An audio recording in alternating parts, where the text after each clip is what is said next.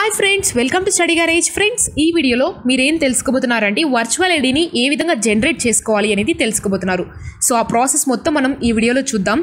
So చాలా simple, just with in fraction of మినిట్స్లో మనం అయితే వర్చువల్ ఐడిని జనరేట్ చేసుకోవచ్చు. సో ఆ ప్రాసెస్ ఏంటో చూసేద్దామా. So let's start our video.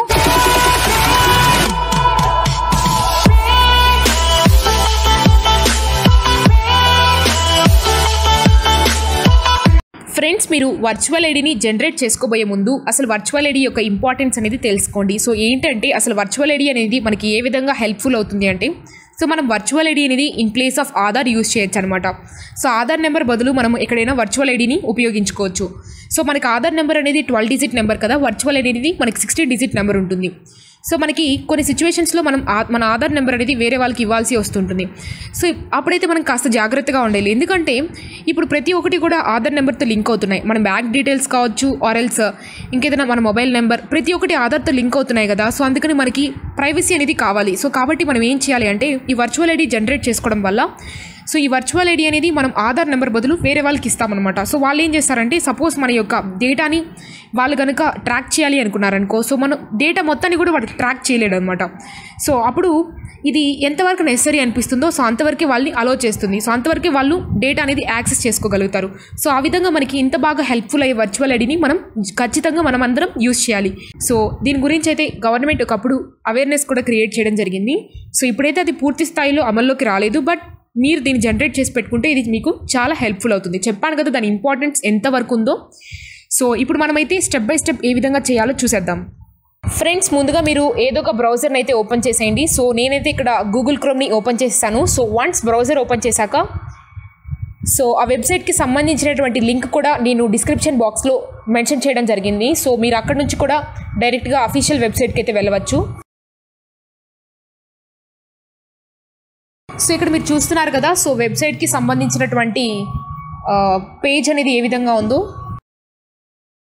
So మీరు ఇక్కడ మై ఆధార్ అనే ఆప్షన్ కనిపిస్తుంది కదా, సో దాని మీద మీరు క్లిక్ చేయండి. సో ఆధార్ సర్వీసెస్ అని ఉంది కదా, సో ఆధార్ సర్వీసెస్లో VID జనరేటర్ అనే ఆప్షన్ మీద మీరు క్లిక్ చేయండి. సో వన్స్ క్లిక్ చేశాక మనకైతే ఇక్కడ అబ్జర్వ్ చేయొచ్చు, డిఫరెంట్ డీటెయిల్స్ అయితే ఇక్కడ అడగడం జరుగుతుంది. సో మనం అన్నీ కూడా ఇక్కడ ఎంటర్ చేయాలి. ఓకేనా? ఇక్కడ మీరు చూడొచ్చు, ఫస్ట్ ఇక్కడ ఆధార్ నెంబర్ అయితే అడగడం జరిగింది. సో మీ 12 డిజిట్ ఆధార్ నెంబర్ అయితే మీరు ఇక్కడ ఎంటర్ చేసేయండి. సో వన్స్ ఎంటర్ చేశాక ఇక్కడ మనకి క్యాప్చా కూడా ఎంటర్ చేయమని అడిగారు. సో మీరు రైట్ సైడ్ అబ్జర్వ్ చేస్తే క్యాప్చా ఉంది కదా, సో ఆ క్యాప్చా కోడ్ని ఇక్కడ తీసుకొచ్చి ఎంటర్ చేసేయండి. ఓకేనా? నెక్స్ట్ ఆధార్ నెంబర్, క్యాప్చా రెండు ఎంటర్ చేశాక సెండ్ OTP అనే ఆప్షన్ కనిపిస్తుంది కదా, సో దాని మీద మీరు క్లిక్ చేయాలి. ఓకేనా?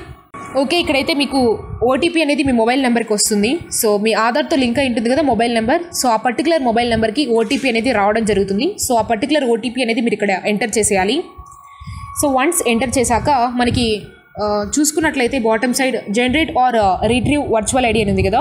సో మీరు కనుక న్యూగా వర్చువల్ ఐడి అనేది ఇప్పుడే జనరేట్ చేసుకుంటూ ఉంటే, సో జనరేట్ అనే ఆప్షన్ మీరు హైలైట్ చేసి జనరేట్ మీద మీరు క్లిక్ చేయండి. లేదు ఆల్రెడీ వర్చువల్ ఐడి జనరేట్ చేసుకొని మేము మర్చిపోయాము అనుకుంటే, సో దాన్ని మళ్ళీ మీరు రీడ్ చేయాలి అనుకున్నప్పుడు రిట్రీవ్ వర్చువల్ ఐడి అనే ఆప్షన్ కనిపిస్తుంది కదా, సో దాన్ని మీరు క్లిక్ చేసి రిట్రీవ్ అనే ఆప్షన్ మీద మీరు క్లిక్ చేసుకోవాలి. ఓకేనా? సో మనమైతే ఇక్కడ జనరేట్ కాబట్టి జనరేట్ అనేది నేను క్లిక్ చేశాను. సో ఇక్కడ మీరు చూడొచ్చు, యువర్ వర్చువల్ ఐడి ఈ send to your register mobile number. So మన మొబైల్ నెంబర్కి అయితే వర్చువల్ ఐడి రావడం జరిగింది. సో ఆధార్ నెంబర్కి లింకప్ అయినటువంటి మొబైల్ నెంబర్ ఏదైతే ఉందో, సో మనకి ఆల్రెడీ OTP వచ్చింది కదా, సేమ్ అదే మొబైల్ నెంబర్కి మనకి వర్చువల్ ఐడి కూడా 16 డిజిట్ నెంబర్ అనేది రావడం జరుగుతుంది. సో అది మీ వర్చువల్ ఐడి అనమాట. సో అది మీరు సేవ్ చేసి పెట్టుకోవచ్చు, లేదా మీరు గుర్తుపెట్టుకోవచ్చు, లేదా మర్చిపోయినా కూడా ప్రాబ్లం లేదు. నేను చెప్పాను కదా, ఒకవేళ మర్చిపోతే ఏ విధంగా మీరు మళ్ళీ మీ వర్చువల్ ఐడిని రీడ్ చేసుకోవాలనేది. సో ఈ విధంగా మీరైతే వర్చువల్ ఐడిని సింపుల్గా జనరేట్ చేసుకోగలుగుతారు. సో చాలా ప్రైవసీగా మనమైతే మన డేటాని ప్రొటెక్ట్ చేసుకోవడానికి వర్చువల్ ఐడి చాలా బాగా హెల్ప్ఫుల్ అవుతుంది. ఓకేనా?